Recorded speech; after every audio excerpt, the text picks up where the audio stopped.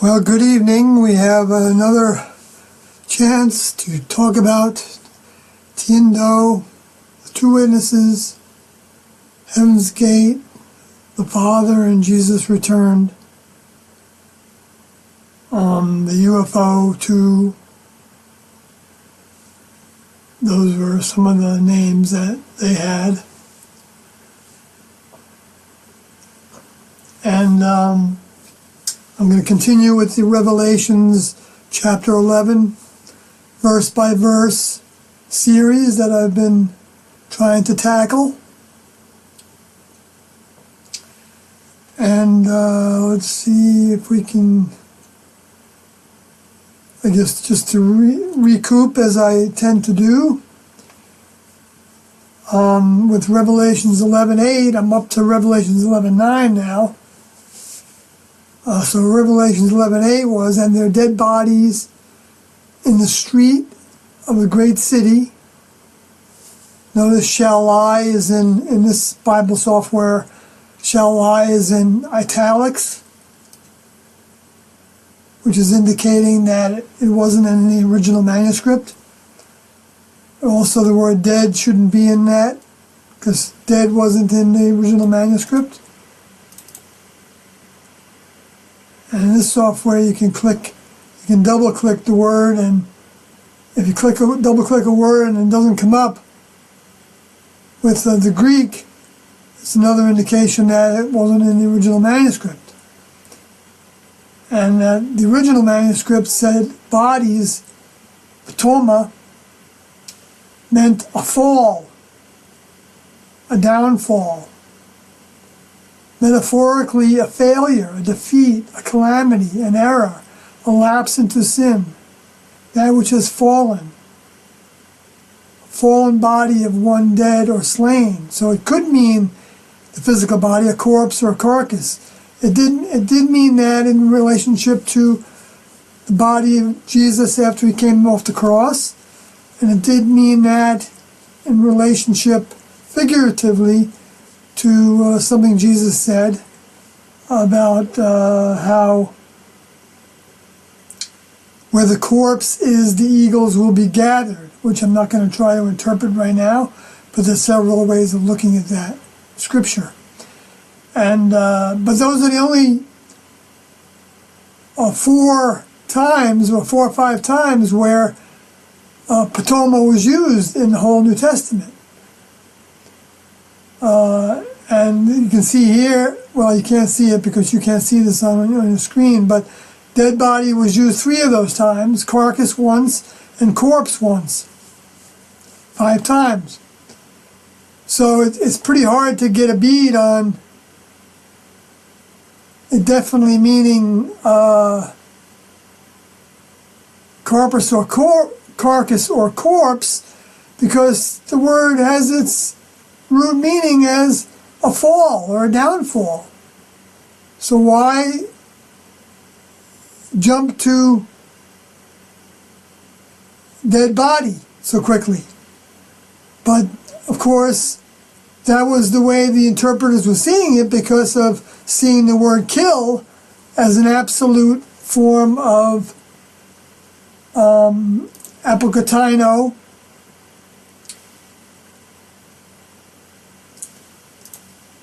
since I'm talking about this, I should go back to the other screen that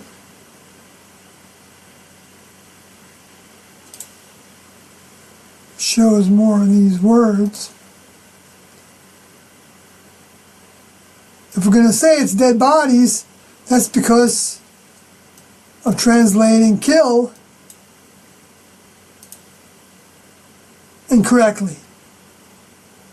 They could have translated it to the way the Free Bible translates it, as to kill in any way whatsoever, to destroy, to allow to perish, metaphorically to extinguish, abolish, to inflict a mortal death, to deprive of spiritual life and procure eternal misery and hell. Okay, some of those definitions are, you know, being expanded by the Christians who were, you know, not that they're inaccurate necessarily, they're not, but they take those, actually, what I just read to you was like a compilation of the ways that apokataino was translated throughout the New Testament, and it was translated 55 times as kill, 14 times as slay, and put to death 6 times, for a total of 75 times. But kill, slay, and put to death don't take into account kill in any way whatsoever, or to destroy, allow to perish, or to extinguish or abolish. And why not? Because if you actually take apart the word, apo has to do with, right here,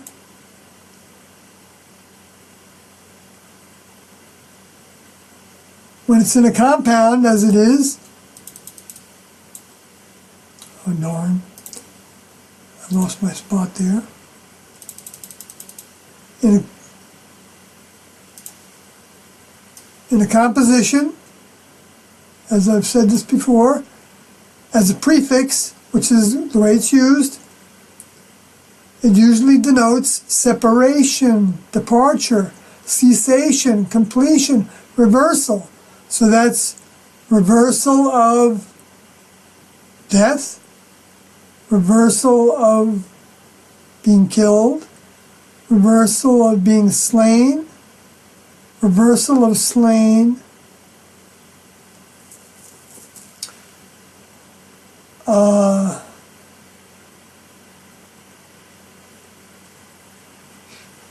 which, I mean, another way to look at it is that overcome them and reversal of their being dead, as a human is dead. If a human hasn't connected with the next level in some way, then their soul is dead until they connect. But if they die and they haven't connected with the next level in some way, then that soul is dead eternally. Well, I can't say that for sure, of course, because the next level makes those choices. I don't. But from Tiendo, if a soul never connects with the next level, it's like a seed that was put in the earth that didn't sprout. And like Jesus compared to that the birds ate, which the birds are actually the space aliens that consume, and there's other evidence of that in the book of Revelation. And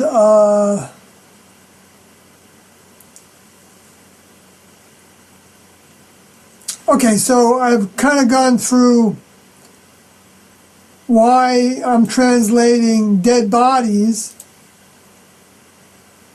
as a rune, or like the other thing said, as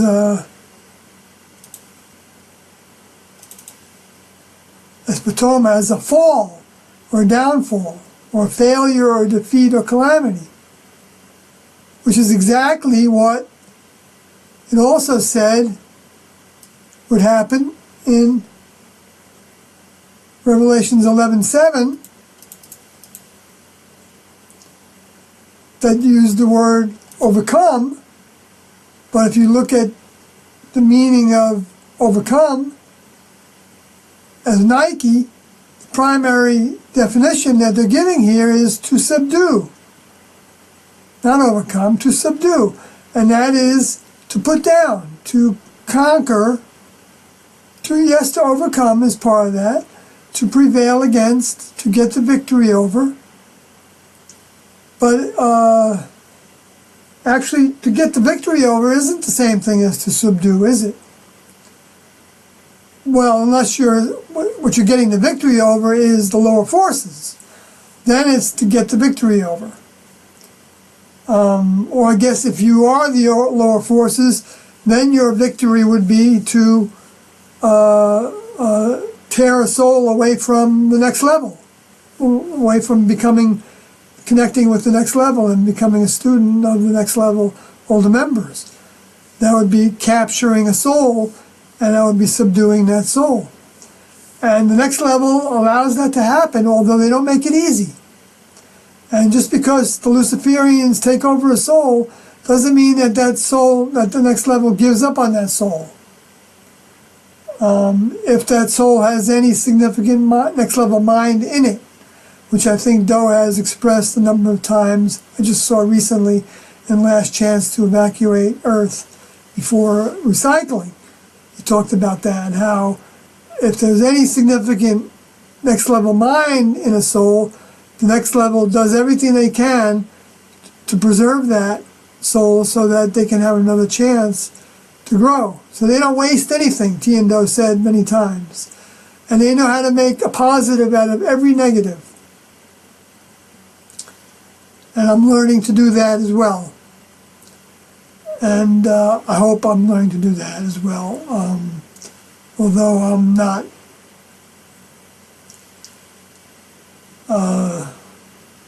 that good at it, but I've been working at it for a bunch of years. So I've had a bunch of negative thrown at me. And like they say, if it doesn't kill you, it makes you stronger. And in this case, if it doesn't kill your soul, it makes you stronger. Because it can kill your vehicle, but if your vehicle is being used as an instrument to have a closer relationship with the next level, the kingdom of God, the kingdom in the heavens, the creators of the planet, and all the life forms, and all the planets, and all the life forms, and even the negatives, in order for us to learn by being introduced to the negatives and having them as like a fertilizer, while the next level is providing us with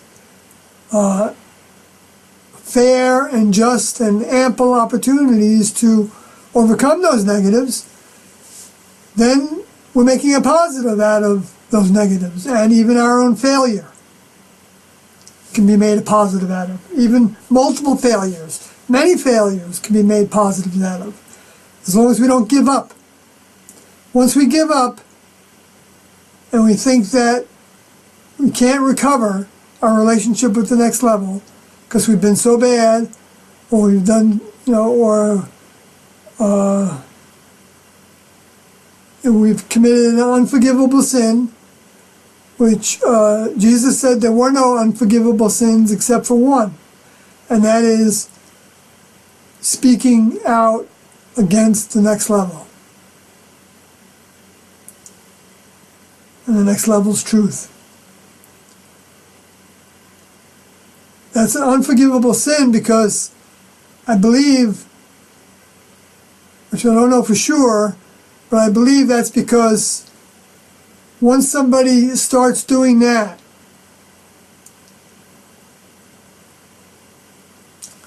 I mean, there may be a grace period for it. It may have to do with how much they do it, and what ways they do it. I'm not saying I know all the different variables to when the next level would give up on them, not give them another opportunity. Apparently Lucifer, after he fell, had multiple opportunities, as I've said before, that Do said in the Black Hawk tapes.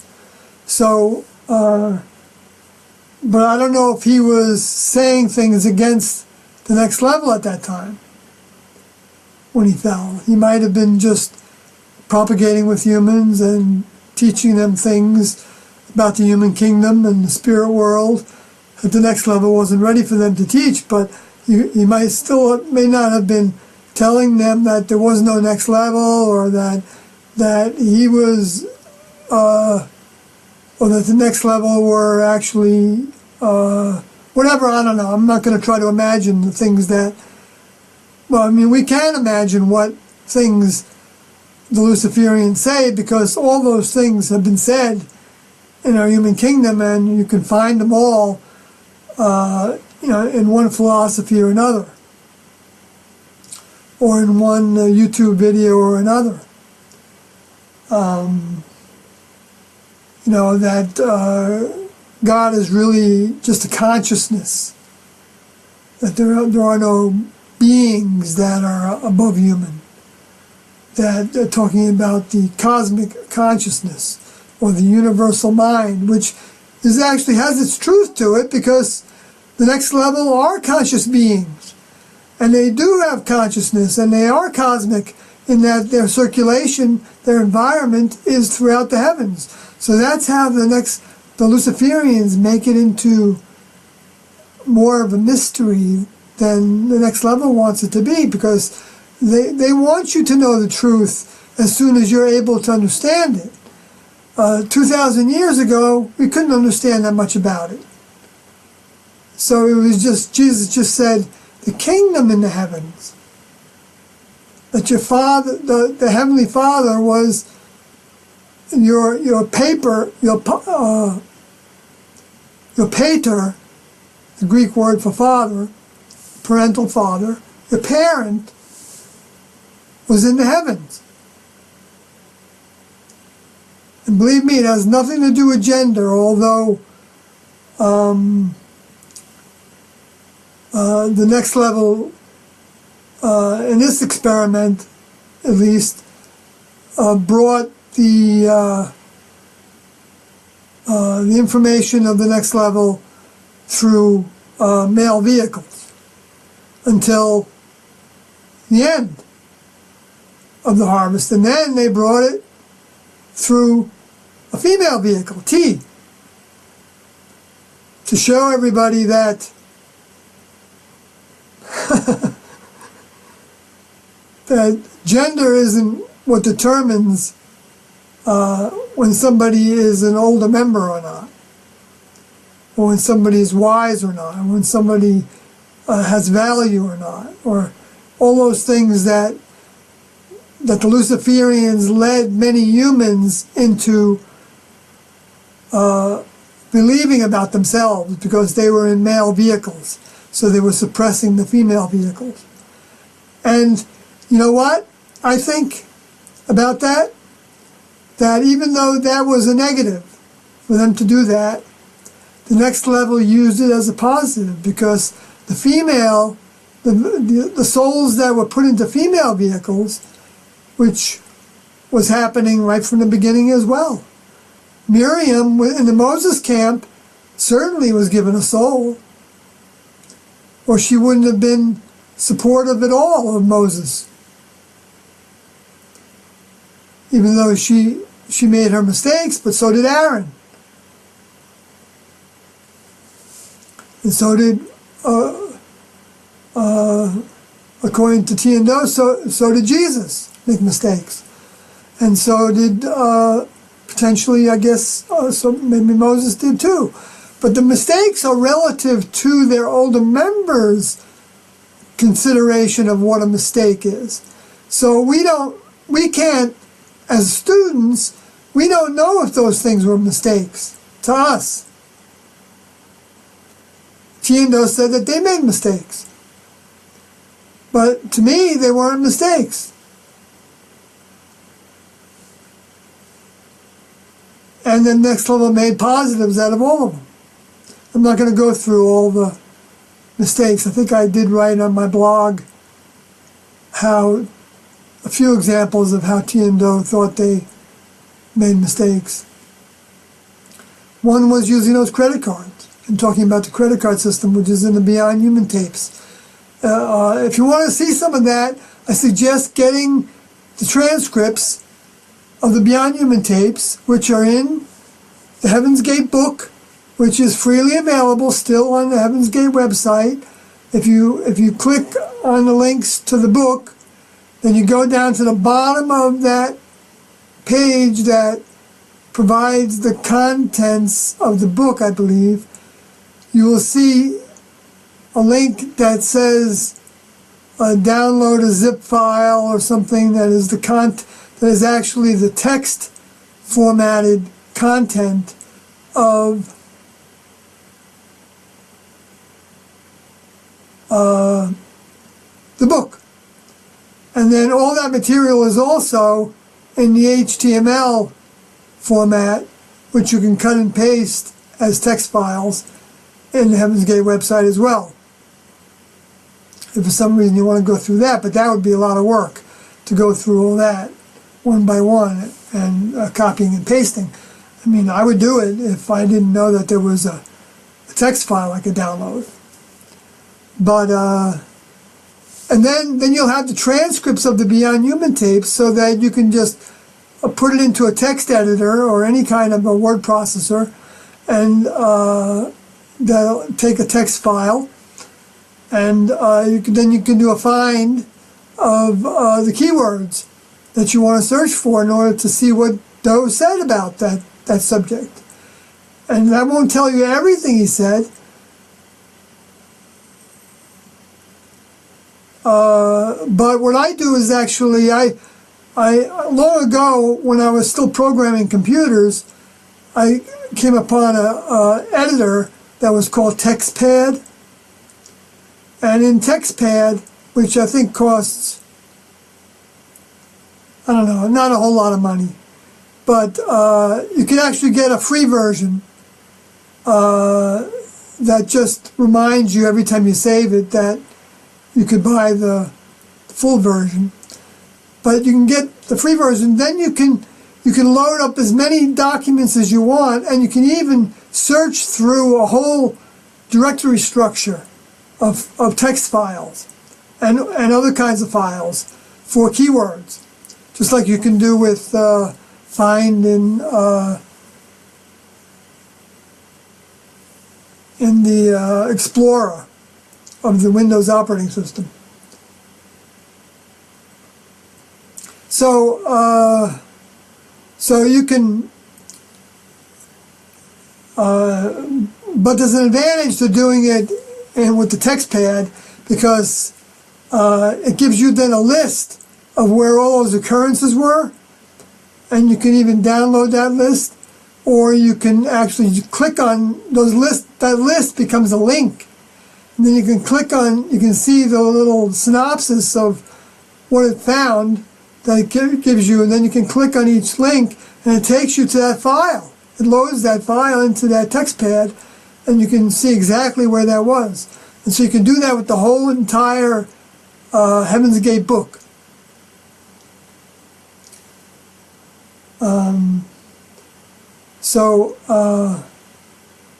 I encourage everybody to do that, because that's the material that's the most important to digest and comprehend and understand the intention of, and bring a certain amount of it to your memory, so that you can, if you want to express something to somebody else about what T and Do said about such and such a subject, you can do so with accuracy. And whenever I quote T and Do, I mean, I admit I haven't done it many times, because I was often in a hurry writing comments to people, so I didn't quote them, but I would just say they said this and said that. And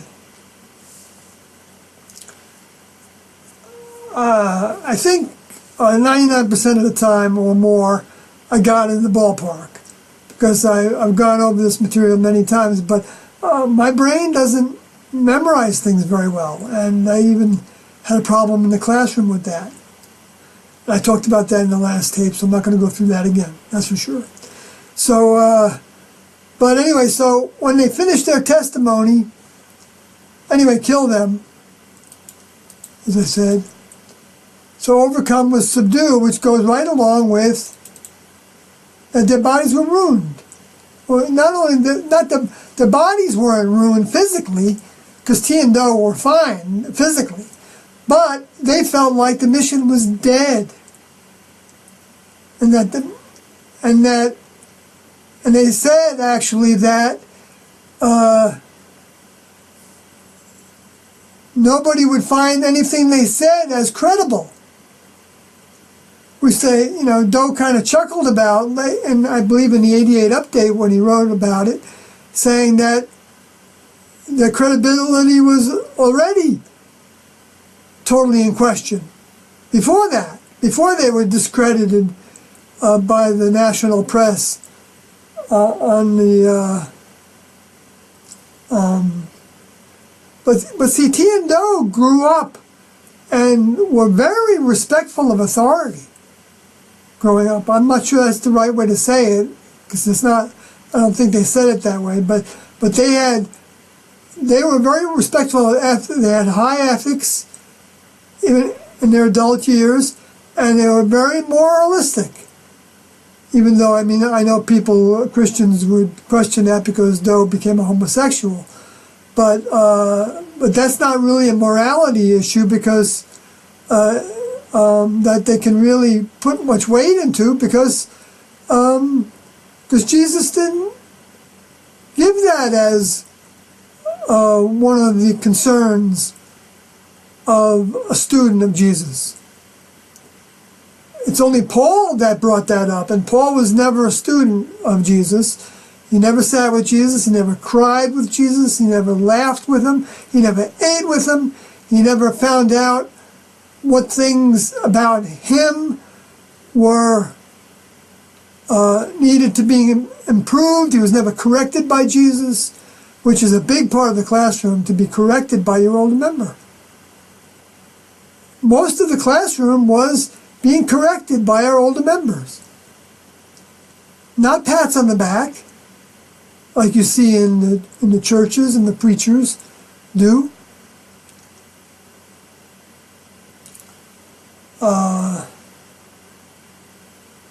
Occasionally some of those preachers do talk to their congregations in ways to reprimand them for behaviors that they know are not becoming of somebody that is claiming to be a Jesus disciple or Jesus follower. Of course, that's been distorted like crazy, because like Jesus said, to be his disciple, you have to deny yourself, you have to deny your own will of what you want to do. So in other words, it doesn't mean that you won't make choices, but you're going to basically put yourself in the next level's hands and say, help me, guide me to what you want me to learn, you want me to do, how I can be of service to you best. And the next level will then guide you. They won't guide you by forcing you to do things or forcing you to think certain ways. No, they don't do that. They guide you by giving you opportunities to make choices. And when you see those opportunities, if you've asked that question of the next level, to give your will to them, then you will recognize that, I'm not saying you will, but I believe Do said this as well, and I can't quote exactly where, but I think he said it in Last Chance as well, that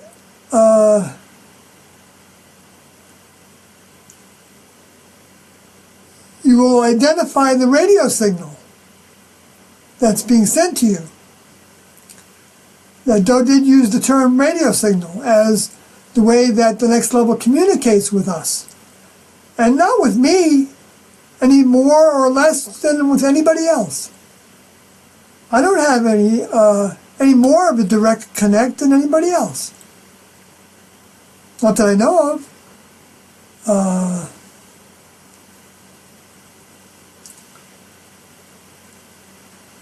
Because it depends on what you ask about, whether you have a direct connect on that item.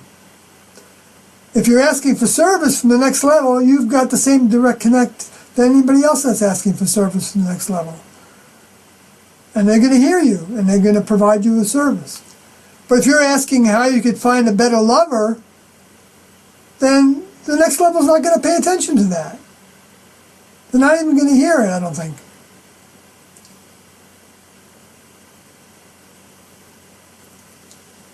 They could, I think, but why would they want to? Well, unless I'm being corrected to some degree that the next level makes those choices. I don't make those choices. I'm just trying to express what I understand from Tiendo and from Jesus, from what recorded as in the four Gospels and the book of Revelations, which the book of Revelations cannot be counted on the same way that we can count on what was in the four Gospels. Because Tiendo said we can count on the Jesus words in the four Gospels as being preserved for us. Although we can still twist and turn those words or ignore the more important to understanding what Jesus was all about and what he was teaching. We can ignore those sayings, even though they're the most accurate. Although they're accurate because Tiendo said they were. And getting off the track a little bit here, but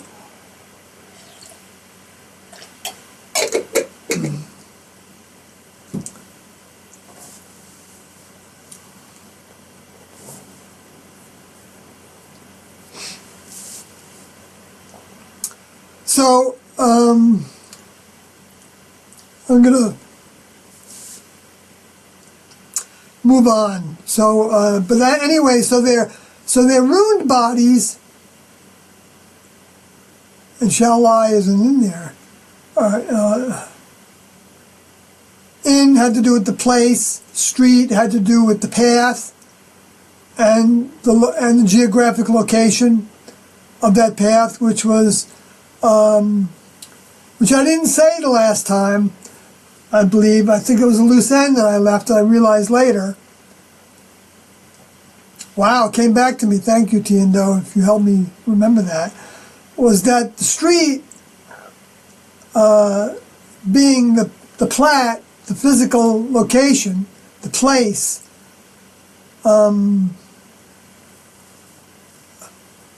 was the western United States, from the Mississippi River, approximately, to the Pacific Ocean. And I suspect that that's, no, I'm not gonna give my suspicion on that, because I was reminded by Carlin's criticism of me that I can go off on my own. So I don't want to go off on my own more than is relative to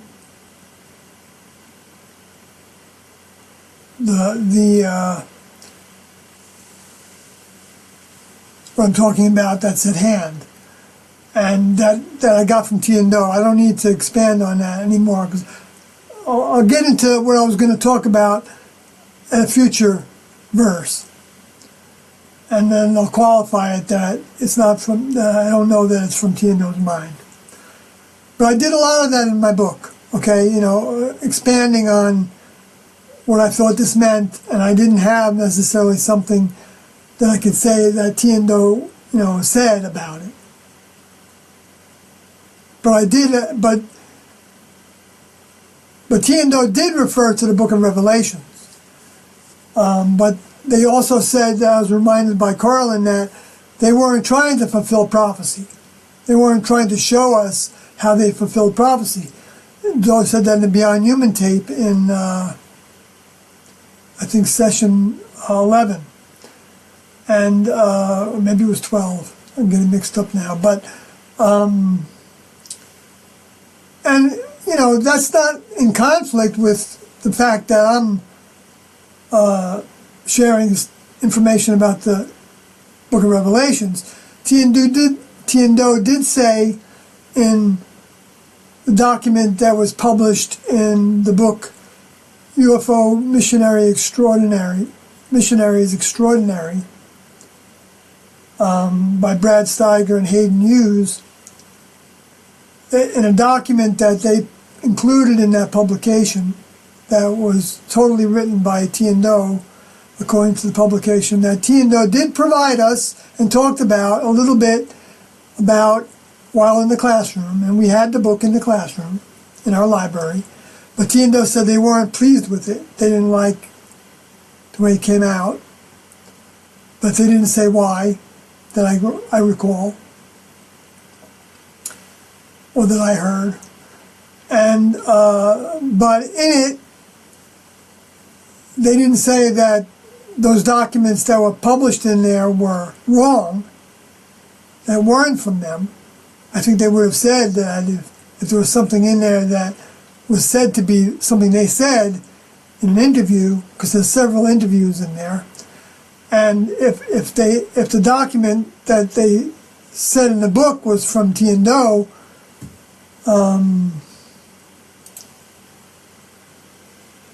was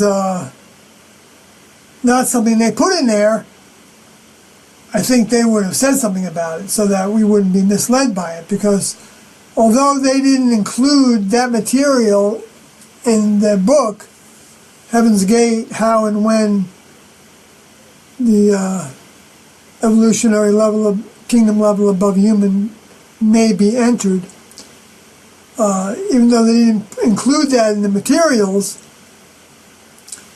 there are other materials they supported that they didn't include, like, for instance, all the audio tapes.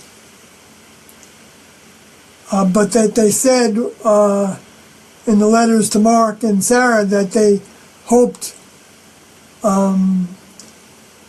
what was found in the storage locker that was of value would be used to help people have a more in-depth understanding about Tiendo. I'm paraphrasing, but and in those tapes you can hear that Tiendo expected that people would have the opportunity to listen to him. And Tiendo did talk about how the class members were actually helping people in the world. And were even influenced by our own overcoming, so that they would have more help to overcome their own weaknesses in next level terms. For instance, like conquering addictions. Because to join the next level in their program, if you like, had a habit or a strong habit of having coffee every morning, then eventually you're weaned from that. In the beginning you weren't, because Tiendo didn't regulate our diet for the first couple of years while we were living outdoors, maybe the first year or so. So people could make coffee.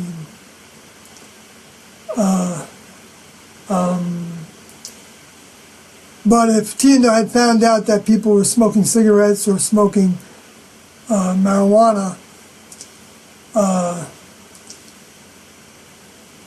they would have told them that those things needed to be fluffed off immediately. And that did happen. Or having sex. Those were the big no-nos at that point in 1976. And remained the same way throughout the classroom. But I had somebody that came to one of my websites, my YouTube channel, video postings, and asked me if Tiendo said anything about the American Indians and about tobacco and the use of tobacco. And I said to him that tobacco wasn't allowed to be used in the classroom, but I was talking about cigarettes and other forms of using tobacco as an entertainment or for pleasure or for relaxation or whatever it does for people. And he came back and said, the American Indians used it medicinally. And so I responded back to him that I didn't think that Tiendo would have any problem with using it medicinally, but it just wasn't included as part of our program, and when we did have more of a use of herbs for medicinal purposes, which we did, we used kelp and a whole bunch of herbs. Even before tea left, tea introduced a liquid diet to us. So for people that think that Do got off track by instigating a liquid diet and fasting and other dietary examination and experimentation with, they were wrong. It came from tea. Well, or I shouldn't say tea, because I don't know that it wasn't tea and Do together, because they were working as a partnership. Even though Do knew that tea was his older member, and he looked to his older member and knew and looked for correction from his older member, and but that they worked together as a partnership, that were equals. So that if T said something that Do thought could be said better for the sake of the student body, he would say to T, or not say to T, he would say to us what T meant. And you can see examples of that also in the book UFO Missionaries Extraordinary, to where, and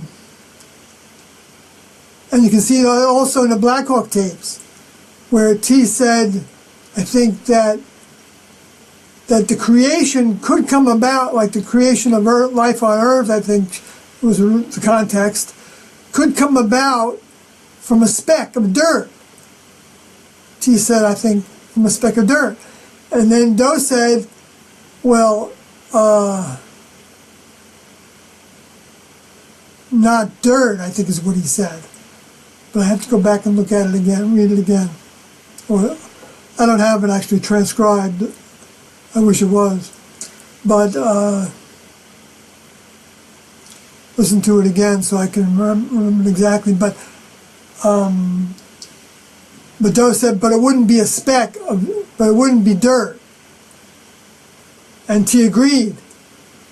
So Do was actually correcting T on the spot with the student, in front of the students. And sometimes they talked with each other, quietly, whispered to each other. Sometimes they left the room for a few minutes to talk about something during a meeting, and then they came back.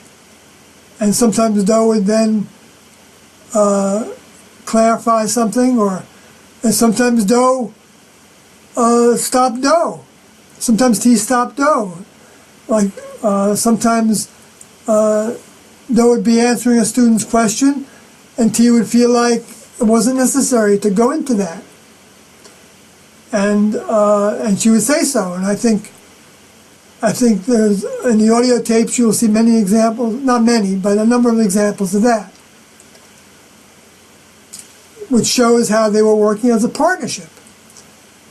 And that's the way they taught us that partnerships were to work. So they were demonstrating to us all the lessons as we were going through them.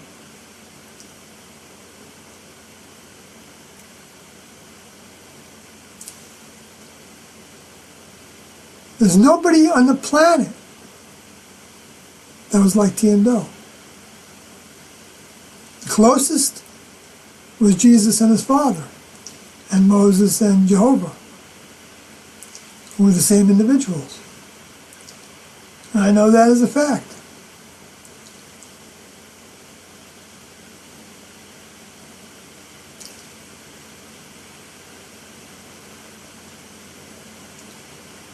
But of course, I don't want anybody to take my word for it. The evidence is in digging into the material and learning everything they said and did, and talking to them about it, and asking for help to understand, and then having the experiences. It's the same way that some people know there are creators, but they can't prove it. They can't explain it to somebody that doesn't have that sense because it wasn't given to them.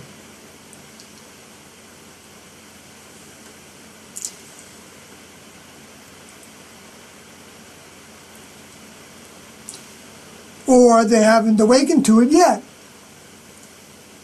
So we cannot judge anybody. We can't judge them as ahead of us or behind us. Not one. Because our comparison of where we're at should only be based on our relationship with our older member. So our behavior should be compared to those behavior. That's what we're striving for.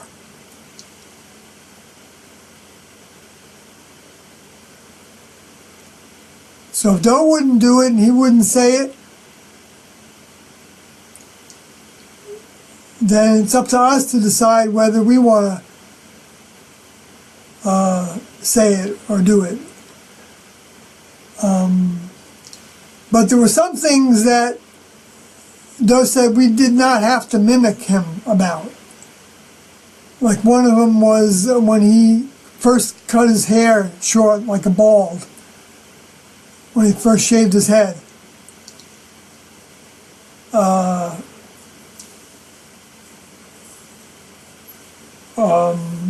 And I think Jim Odie asked in a meeting whether that would be something that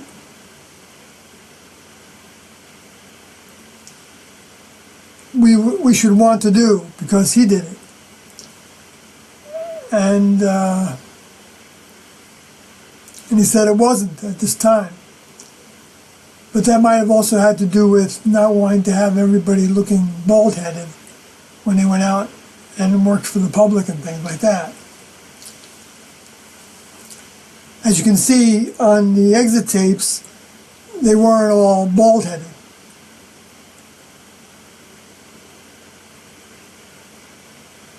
Though more were, I think, than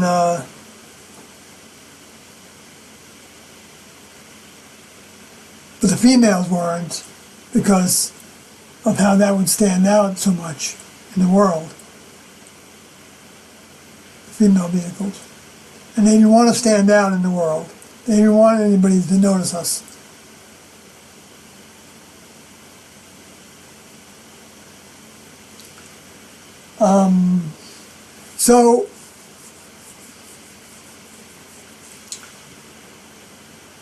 So the location west of the Mississippi was because T and Doe said that when they ventured outside of the United States part that was east of the Mississippi River, they started to feel like they were out of range of their next level connection. And they both felt like they had a next level connection.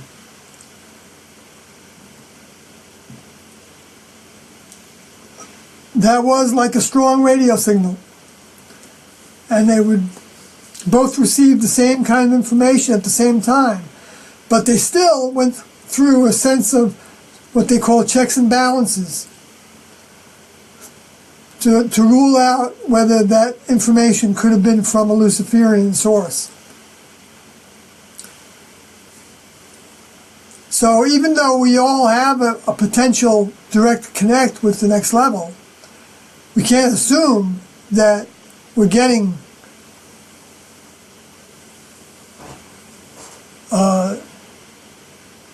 we can't assume it's coming from the next level. We need to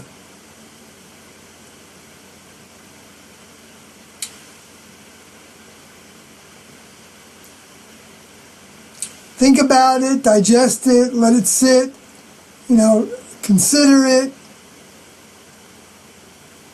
And like I said before, it's not going to come as like a message. It'll come as a feeling or a wondering about doing something, or an idea of something to try, or something to do, or some place to go to, or something to say, or something to write, or things like that.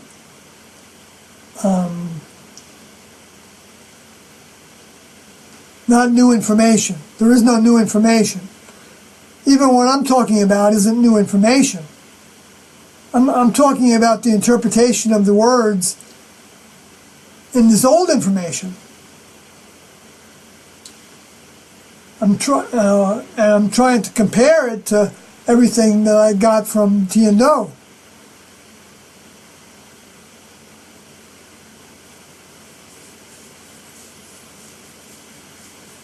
I know it can look like new information, like when I say that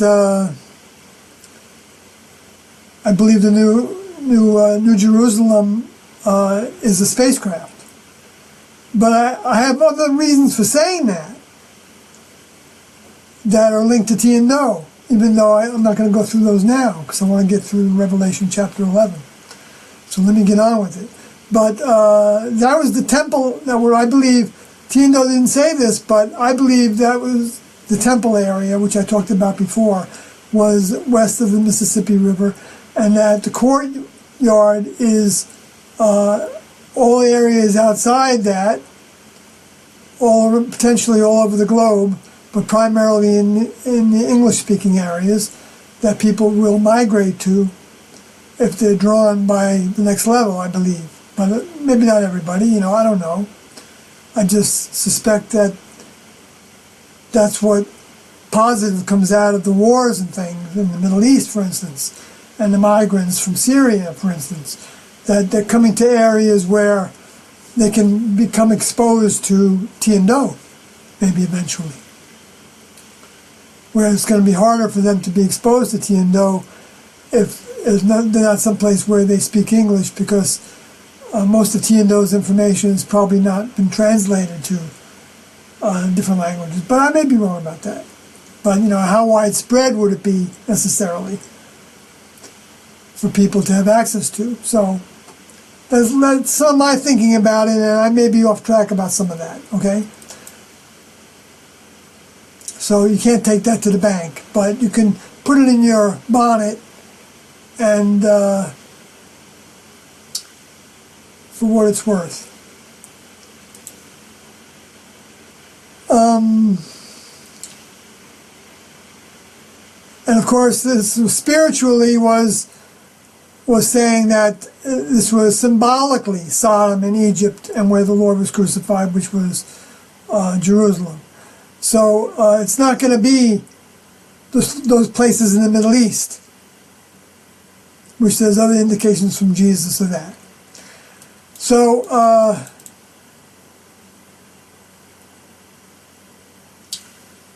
so now finally we're up to verse 9, 11:9, and it says, "And they of the people and kindreds and tongues and nations shall see their dead bodies 3 days and a half, and shall not suffer their dead bodies to be put into graves." In graves. So again, dead bodies is used twice here. That's 2 of the 3 times where it was used before in the previous verse.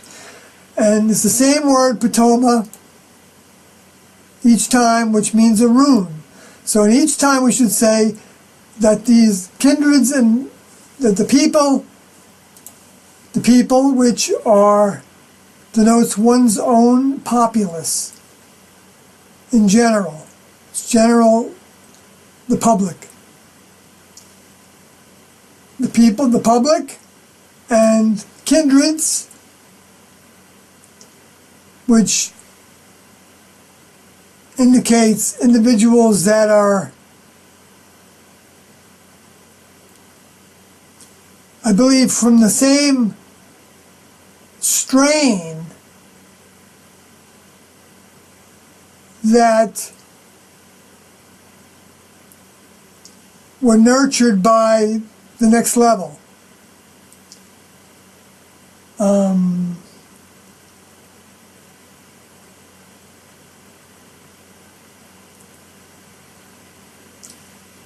And in particular, like the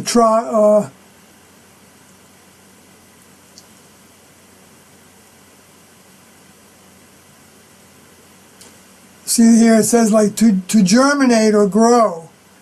In other words, sprout, produce. In other words, the vehicles that the next level was nurturing primarily. Not that all the vehicles on the earth aren't subject to a certain amount of nurturing, but the next level is working with certain garden plots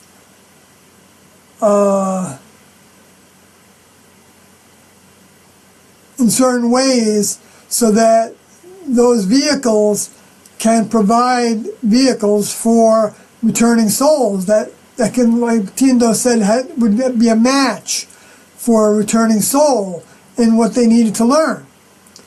So I think that's what the kindreds would be in this case.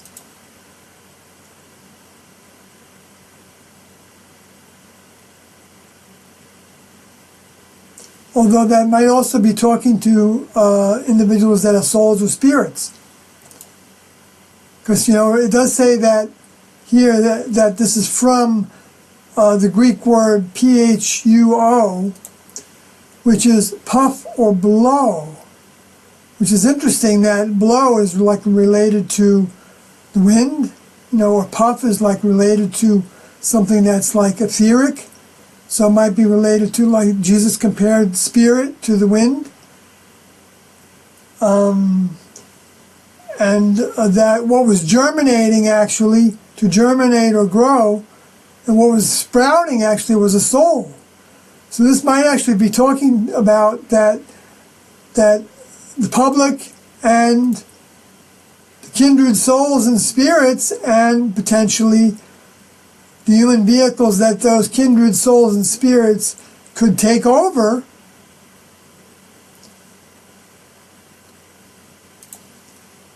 and those of different tongues that speak different languages, or that could also be that have different terminology. I think that's more of what this might mean, referring to different terminology. Different language being different words, and to describe the next level. For instance, as extraterrestrials, as opposed to souls, or more physical-minded talk and more scientifically verifiable talk. Like Tiendo brought the term physical to and evolutionary to our minds to describe the kingdom of God, the kingdom in the heavens, where Jesus was saying it was a kingdom in order to relate it to us as many-membered, with the hierarchy of older members and younger members, and individuals that had different tasks, and tasks that had more responsibility to them, and other tasks that had less responsibility to them. Some were, like Doe referred to as that some of the space aliens had elementary tasks, is the word he used, in the next level. In the next level environment in outer space, even though they weren't adult members of the next level yet. They were more, like was said by Doe, I believe, Tiendo, that I learned through Rio's book, infant members of the next level. I was calling them, before I saw that in Rio's book, I was calling them student next level members, or sons of God, or not sons of God so much as children of God, as it was said about the children of Israel, the offspring, children being not adults. And Doe said what adultery really meant was not becoming an adult.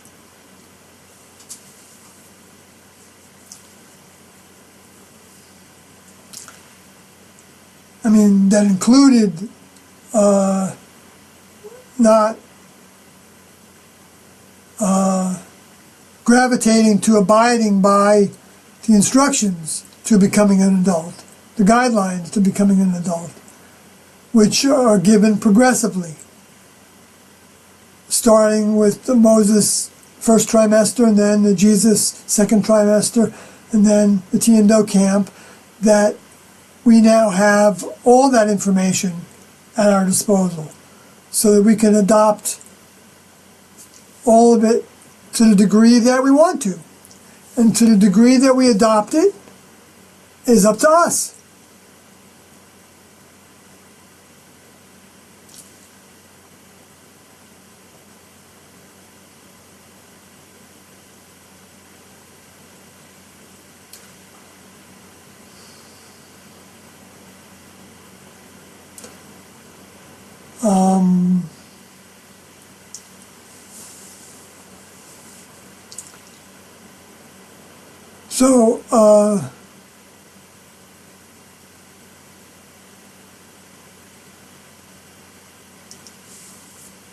So tongues, I think, has more to do in this context with terminology, because Tiendo talked about, and especially Do and the crew, wrote about and talked about how it was always a challenge on how to speak and what terminology to use. Because if they used the religious terminology, they were considered to be religious, of course, and spiritual, and they knew that was less accurate than the more accurate terminology that was like in a Star Trek. You know, if they use that terminology, like away team, and instead of, you know, like a mission, for instance, then people would see them as being Trekkies, you know, and look down on them as science fiction geeks and things like that. And so, no matter which way they went, there was going to be people that were going to find fault with them.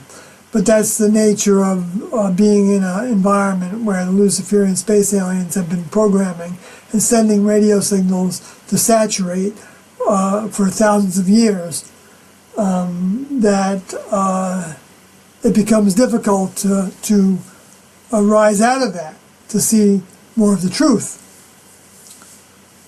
unless we ask for help. And then we get it. And we get that help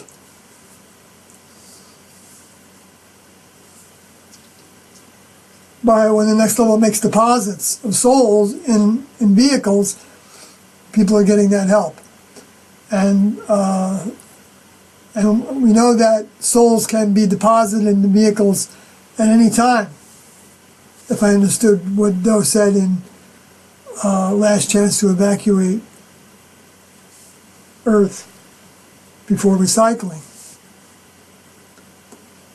I'm glad I listened to that again, because I got a lot of clarification of things that I was fuzzy about.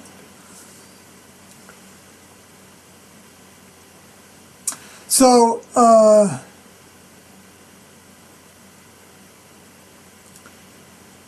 and nations, so the people, the public, the kindred souls, and kindred vehicles, and the tongues. And kindred vehicles doesn't have anything to do with race, even though it said that here, that it's, see, it says such as race or clan, but that's the human putting that in there. So I wouldn't put a lot of stock into that part of it. Sometimes what humans suggest are valid, but when it comes to race or clan, that's not the case now. Because at this time, we need to overcome our race consciousness and ethnicity consciousness.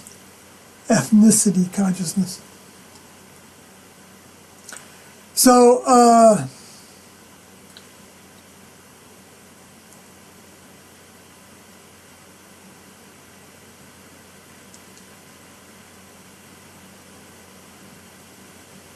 all these individuals and the nations, of course, is the ethnicity, the ethnos in the Greek, which has to do with the Gentiles the ones that weren't souls or vehicles that were prepared to go through a metamorphosis and graduation into the next level. They would also be witnessing their dead bodies, their ruined, not dead bodies, their ruined bodies, their ruined reputations, the ruin of their, what they were saying they were as the two witnesses, as the, even though they weren't coming out and saying that at that time in 75, that they were the two witnesses, because they didn't feel like they needed to say that. It was in the literature. Because I remember looking it up. But I don't remember hearing them say that at the meetings. I only attended 3 meetings total that Tiendo actually spoke at.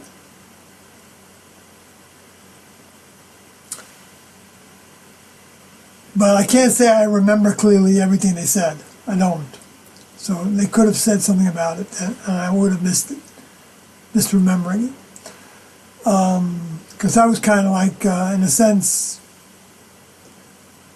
I didn't have that much of my mind, my soul's mind, in this vehicle at that time.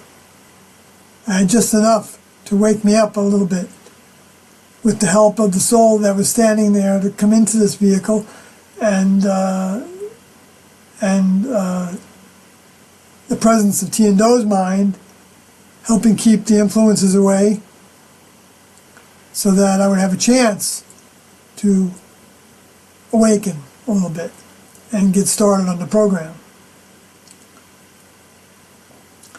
So anyway, so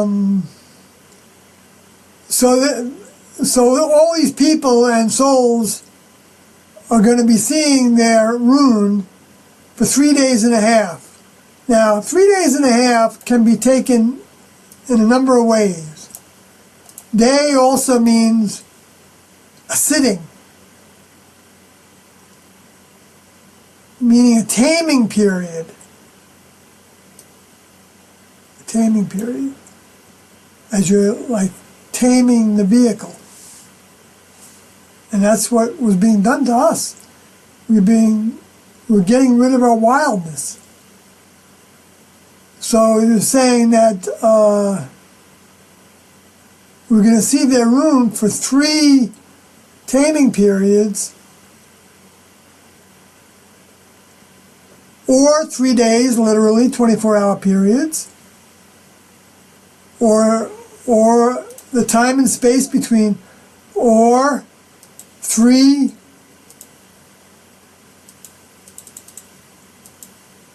figuratively. This is all, a lot of this is figurative, of course, because it's all done in symbols and it's not telling us the direct truth at the time. So so we have to consider the figurative parts, I believe. Figuratively, a period of time. See, a period always defined more or less clearly by the context. An age, so day could be 3 ages, which is interesting. I'm going to have to carry on with this future because I'm seeing some more stuff in this, potentially,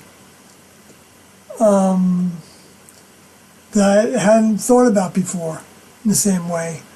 But see, I was treating this as, Tiendo said that for 3 days they were in Las Vegas, hotel room, and considered the mission dead. So where's the half? Notice that they said 3 days, they didn't say 3 days and a half. Although T said at one point before that, I believe in UFO Missionaries Extraordinary, that 3 days and a half is a time period that a member of the next level that a member of the next level can heal their human vehicle.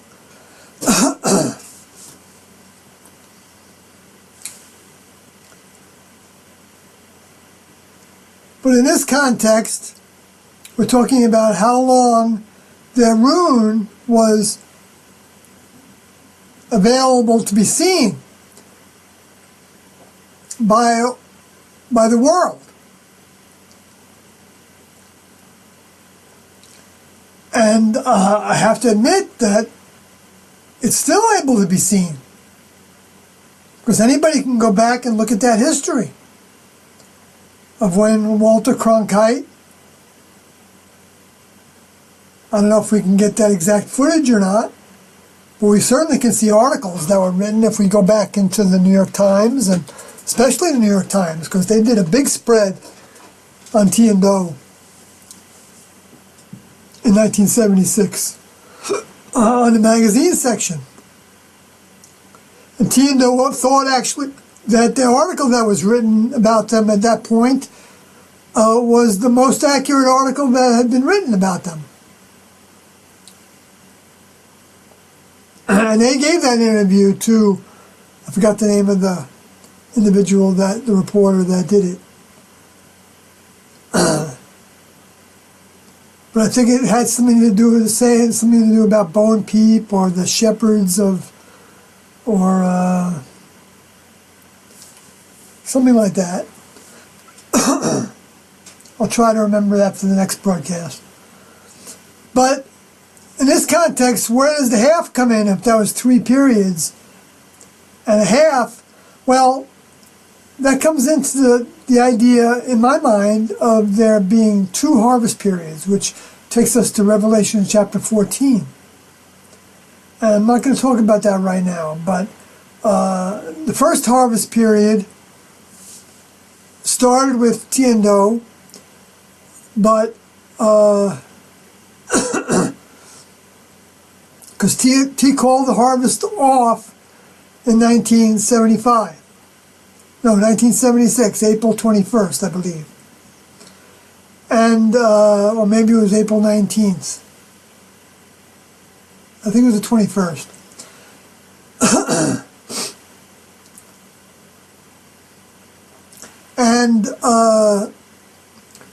And that, so then T left, and then Doe said that in 1987 that we had to become who we were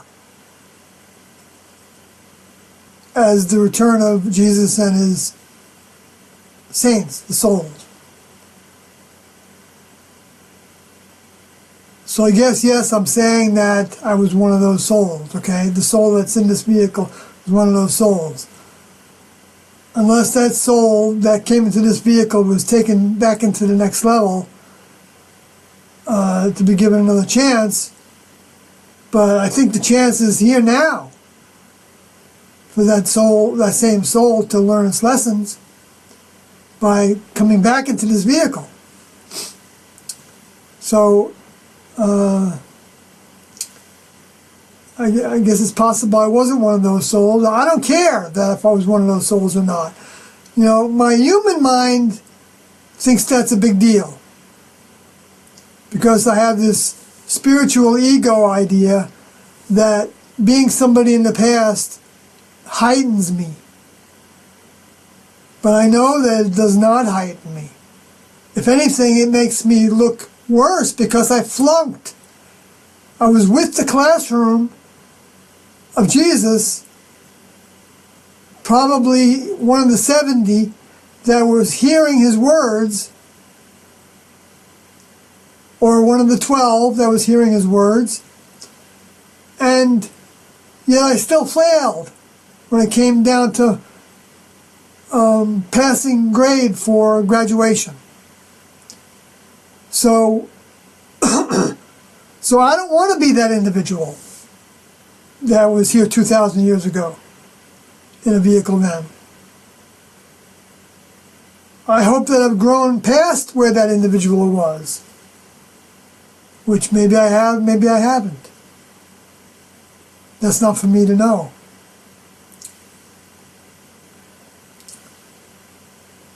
I know I'm willing to give my life now, and if this vehicle was the, if this soul was in the same vehicle that was called John before, Doe said, I just read today, that may have been an exception to the individuals that gave their lives. So maybe I didn't give my life. Maybe I was so preoccupied with the fact that I didn't give my life and lay it down the way Jesus said that they needed to do, to drink his cup, in order to show the next level that they were in that program to that degree, giving their all, in which they would be awarded with a next level vehicle, a crown, as it says in the Revelations.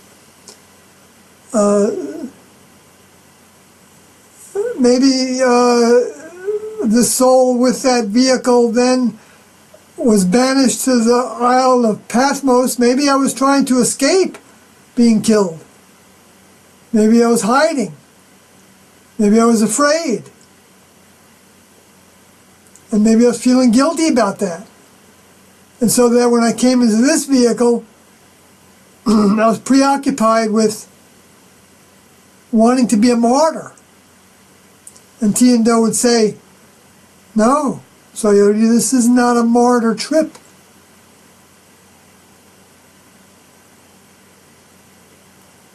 You're going to go on that spacecraft with your body.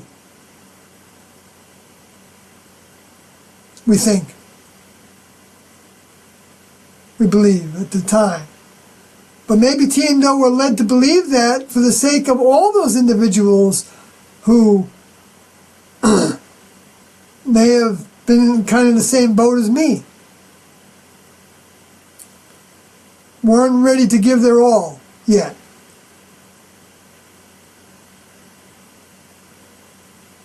Which is not to their fault.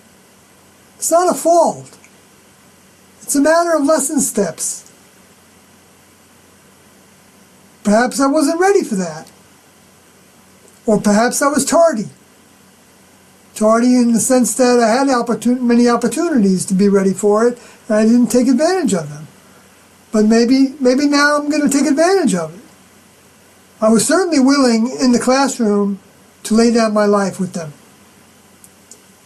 I had divorced myself from my vehicle and my vehicle's thoughts and concerns enough to where I was going to go on that table and be castrated. I was there when it was happening.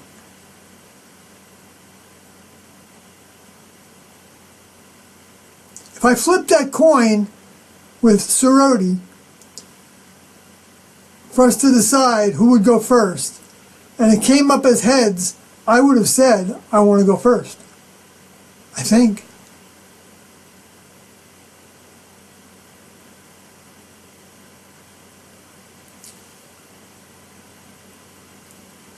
Although, it might not have been for the right reasons.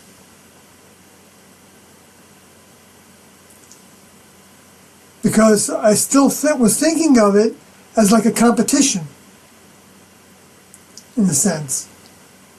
Or that I was doing it just to prove to the next level that I would do it, which is not a bad thing. Okay, doing it for the kingdom of heaven's sake, making oneself a eunuch for the kingdom of heaven's sake, is what Jesus said about that. Because the next level don't need babies. They don't need baby humans. I mean, they need the human kingdom because they designed the human kingdom to be a stepping stone, and that's why it's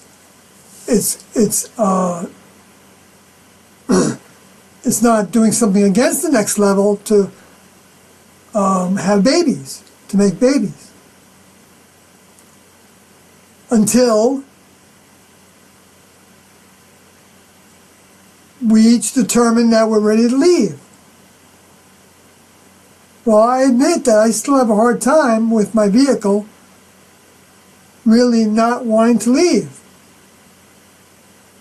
I got my first glimpse at wanting to leave when I got Lyme's disease and I could barely walk. And I was in pain at night, so I couldn't sleep through the night without finding a position. Fortunately, that didn't last very long. But when I was going through that, I was thinking, wow, if this has to be something I have to live with, I don't really want to live. That was the first time in this vehicle since leaving the classroom that I wanted to die. And I thought about suicide at that point. Again, I've thought about it a number of times because, I asked Doe if I needed to be prepared to lay down my life. I asked him that many years ago while I was still having problems even watching Doe's videos all the way through. I asked that question. So I had enough presence of mind to ask that question, and what he said to me in the dream was, you need to give your life. So he left it up to me, to what that meant. And I wanted it to mean that I could stay in this vehicle and give my life by trying to do everything I could to be in his service. Which I still fall short of. I know I do. Because I have weaknesses in this vehicle that I've accepted, and that's a negative to have accepted them.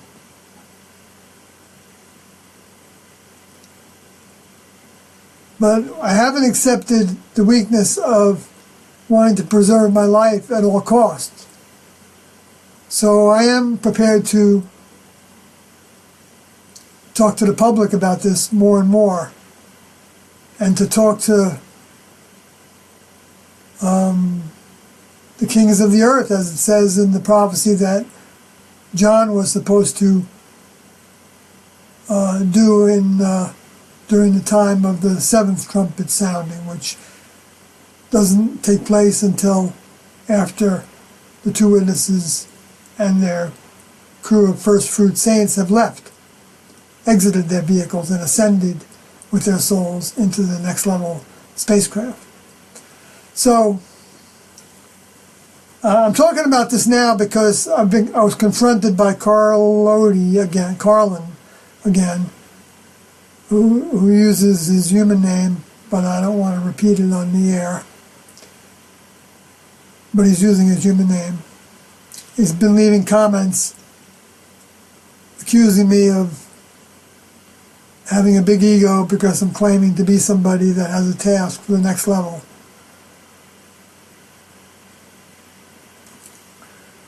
And I haven't denied that this vehicle has an ego, but I also am pretty clear when it's raising its head.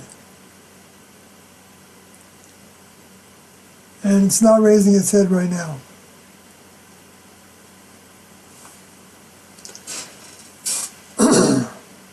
I've got a lot of indications of when it's raising its head.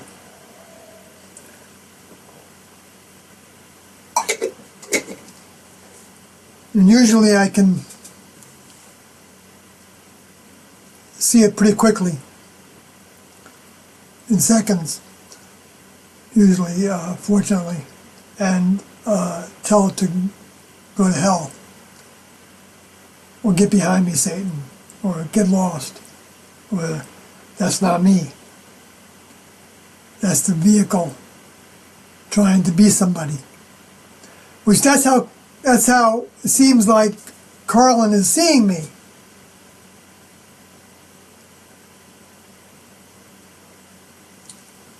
Seeing my vehicle, seeing what I say and do, saying that I'm arrogant in doing these videos.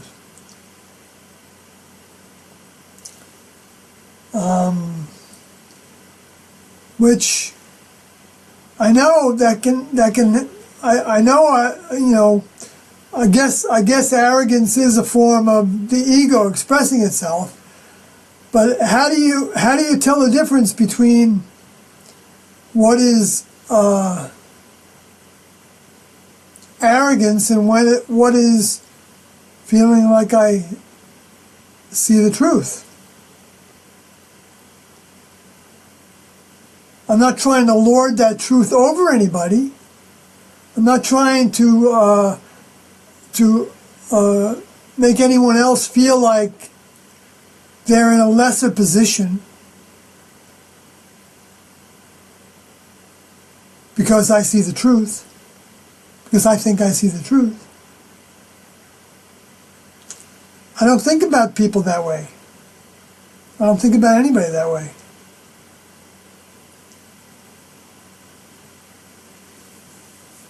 Well, I shouldn't say that, because that's part of the ego that I do see at times.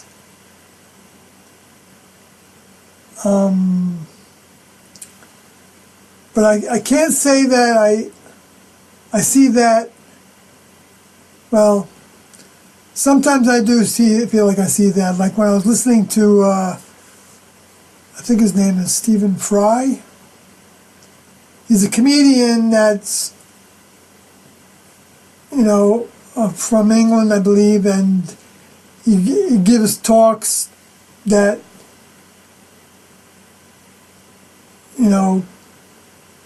make fun of God and talk about God as if God is evil, or that if God was real and he allows cancer to exist, he's an evil God and he wants nothing to do with him. And things like that. And when I hear him talk, a part of me is angry, and a part of me is sad for him. And a part of me sees him as not awake, not aware of the truth. So if that makes me arrogant, I guess I'm arrogant when that happens. But I know if I was standing in front of him talking, well, I don't know. I'm overanalyzing it now, I think, and maybe it's just a term. Doe is probably called arrogant also, so I think I'm in good company. Yeah, he's called everything in the book, hasn't he? Right? Yeah, actually, I have a little example of that, which goes actually to this next verse here, where it says that these two prophets tormented them. These two prophets, being the two witnesses, tormented them, caused them pain, toil, torment, toss. Okay. Well, I'm going to switch over here to TextPad, because I wanted to show you this if I got this far. Regarding, this came out of UFO Missionaries Extraordinary, from interviews taken with people that had been in the classroom for some time, for a short time, that were given to, I think, Hayden Hughes. They said, so it's regarding how some felt tormented by the two's presence. This is what I'm saying. In this case, someone who joined for a brief time, obviously proving that they didn't have quite the hold on people that some claimed. I don't remember how that related. But on page 32 of UFO Missionaries Extraordinary, it says, Ms. Simrose also quoted a Houston housewife as saying, I would do anything in my power to keep anyone else from going through what I have. It is obvious that these people, talking about T and Doe, are on an ego trip. They have set themselves out to be something important. There is a danger of suicide for their followers. They are suicidal anyway, having already killed off their lives as they have known them, by leaving all behind, leaving their families behind, leaving their careers behind. I'm adding into that context. When I was involved with them, I thought about suicide many times myself.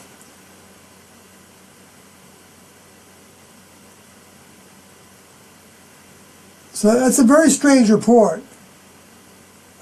I joined them, and I never thought about suicide until until I saw the book.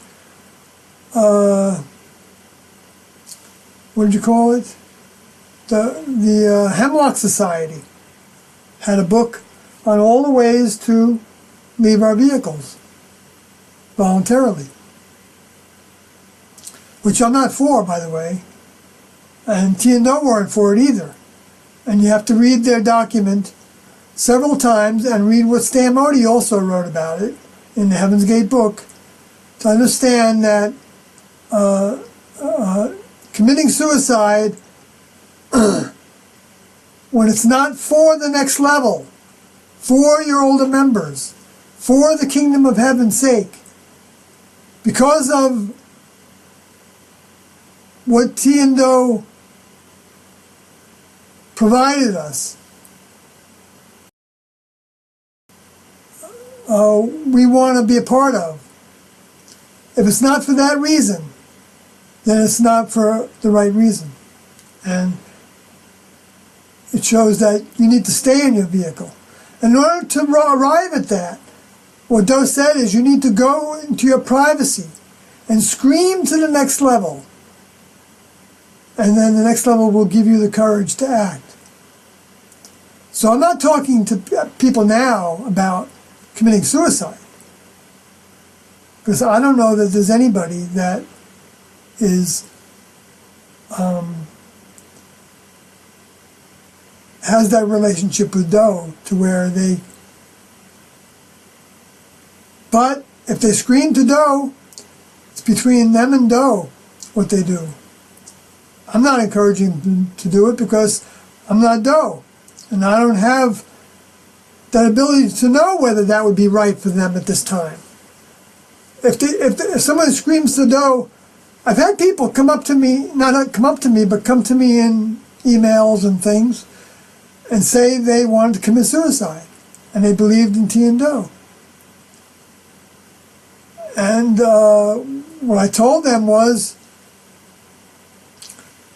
what they also said was that they were miserable here because they were homeless or blah, blah, blah, blah, blah, okay?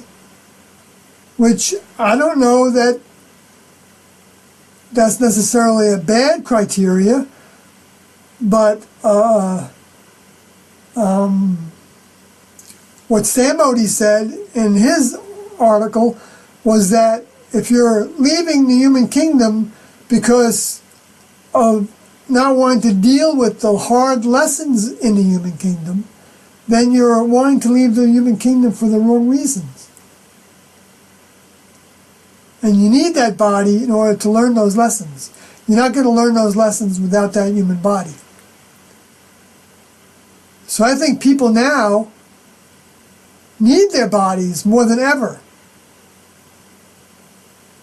But I don't claim to know whether there might be an exception to that. And if there is an exception to that, they're certainly not going to listen to me to stop them from being that exception and having that relationship with T&O, and then laying their body down if that's what they want to do.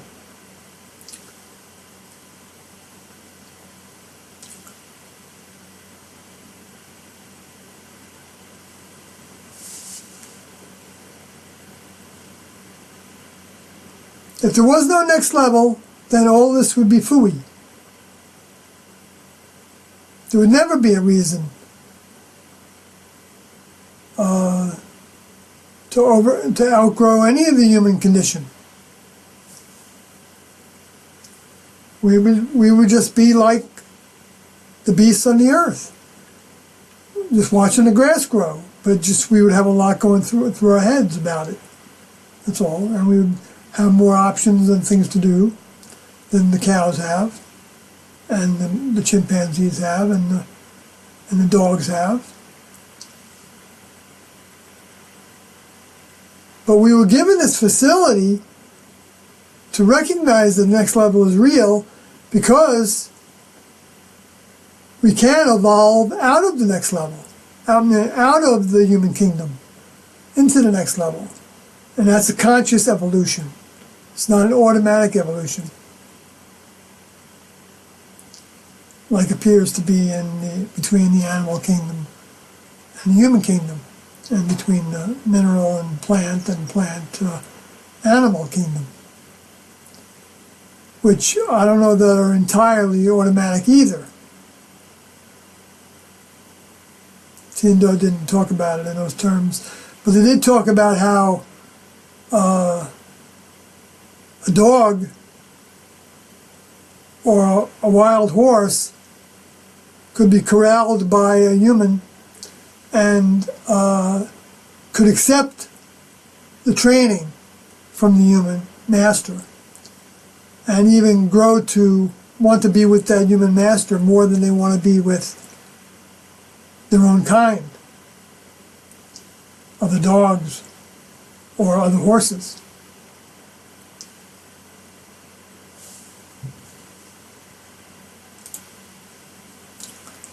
So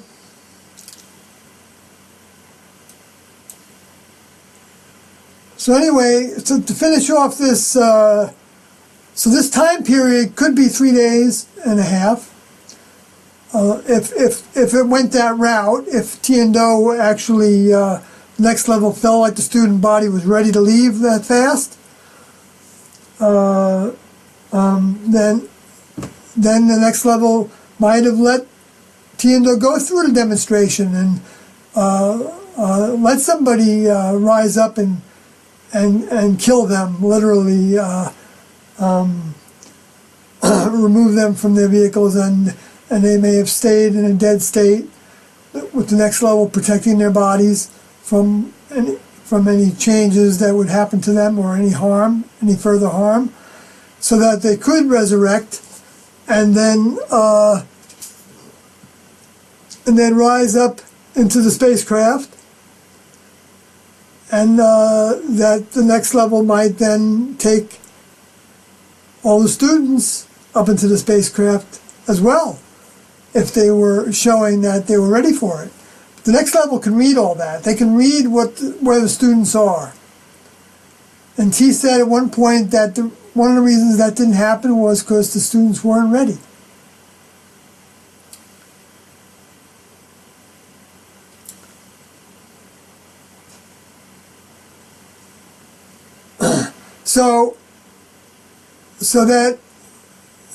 So the rune bodies were not put into memorials. They weren't put into memory. They weren't maintained. People forgot about it. A memorial. Let's see. Through the idea of fixture in the mind. So the people wanted to forget about it all. So that's what the alternative meaning, or they weren't put into graves. The next level could have easily made it so that humans would just leave those bodies dead wherever they were.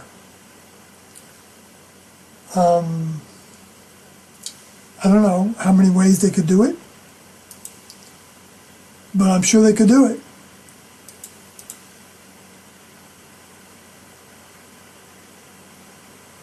They can even project. Well, I'm not going to try to guess all the ways. I mean, it's pretty easy to do. To think about ways that such and such could be accomplished. So,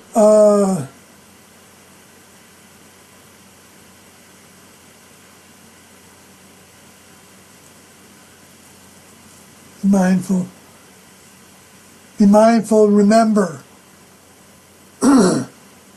How the rune was not to be remembered or rewarded or punished. Anyway, so that pretty much completes going through this verse. So the next time I'll start on the next one, and we'll go from there. Thank you. I'm thankful that we have this opportunity, all of us, to connect stronger and stronger with Yin Do. It's not a prayer, it's just the way I feel.